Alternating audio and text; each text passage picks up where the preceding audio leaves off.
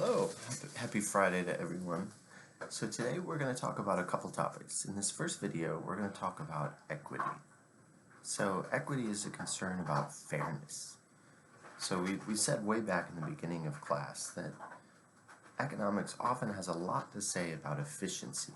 What's the most efficient thing for us to do? How can we use our resources in ways that are as efficient as possible? Make as many people better off without making other people worse off, do things like that.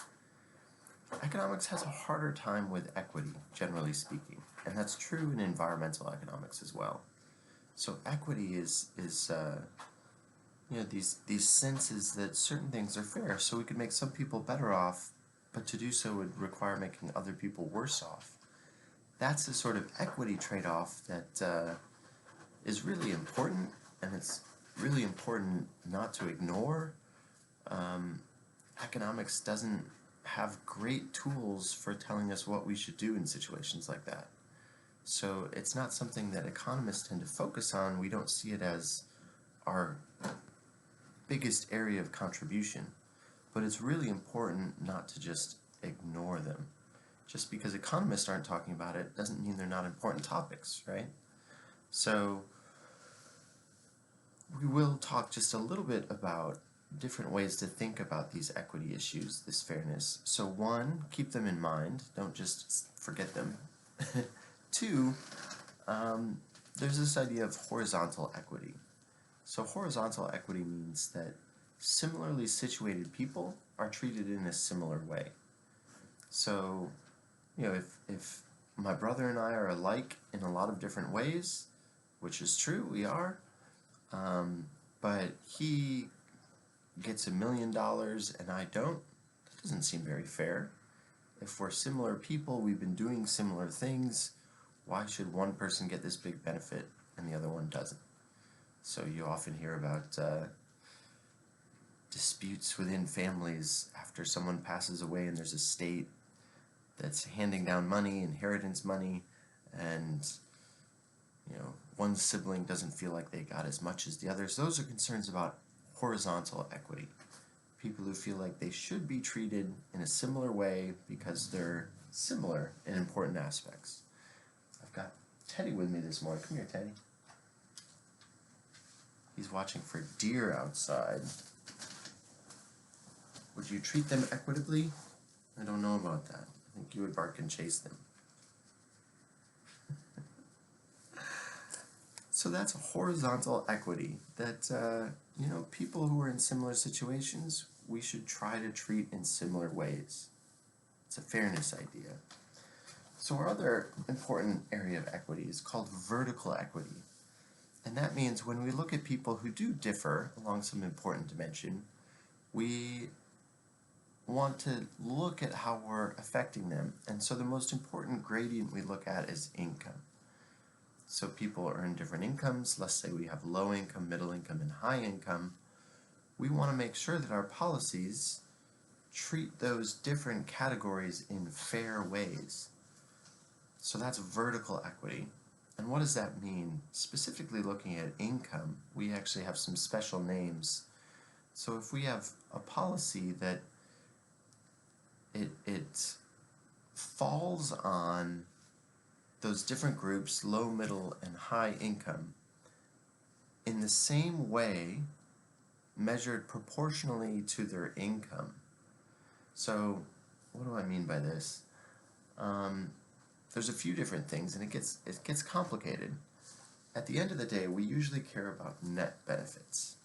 So if there's a net benefit of a policy of $100 for a low-income family, $500 for a middle-income family, and $1,000 for a high-income family. So that's the net benefit. We would say that that benefit is falling, it's the biggest net benefit for the high-income family, right? It's true. If those amounts are actually proportionate to their income, we would say that it's a neutral policy.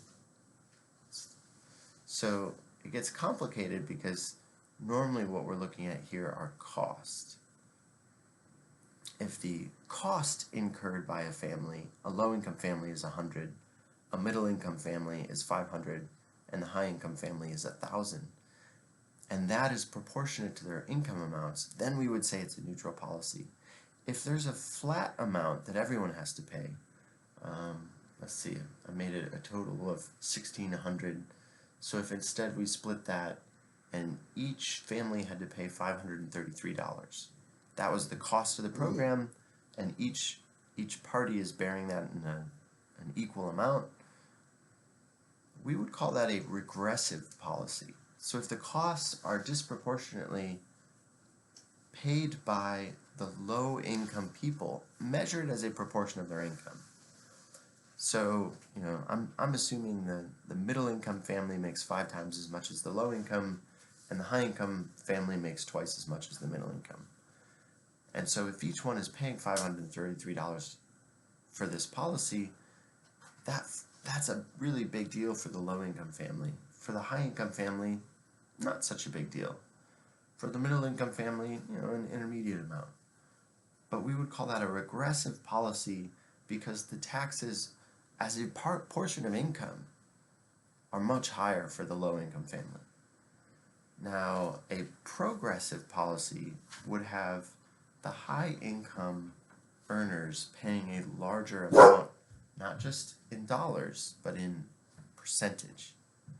So, if the low-income family paid $50, the middle-income family paid $400, and the high-income family paid $1,150. So that would be a policy that is progressive when high-income earners are paying a higher amount. We saw a progressive policy for faculty and staff at Western Kentucky recently. As part of the COVID pandemic, there are budget squeezes both now and anticipated, and so one of the ways to deal with that is Western Kentucky said we're going to give people pay cuts, and they made it a progressive policy in the sense that people earning below a certain threshold didn't have to get any pay cut. People above that had to have 1% of their income cut. People above another threshold had to get 2% of their income cut, and it went higher the more money you earn. So that's a progressive policy. So when it comes to vertical equity, a sense of fairness across different groups, the most important one is looking at income, and we can think about vertical, about regressive, progressive, and neutral policies. I've got my helper Caroline coming, and I'm sure she could tell you all about her sense of fairness. 3-year-olds tend to have that. Hey, sweetheart, you want to come say hi? Not right now. Well, maybe we'll get that helper coming in later. I'll talk to you guys later.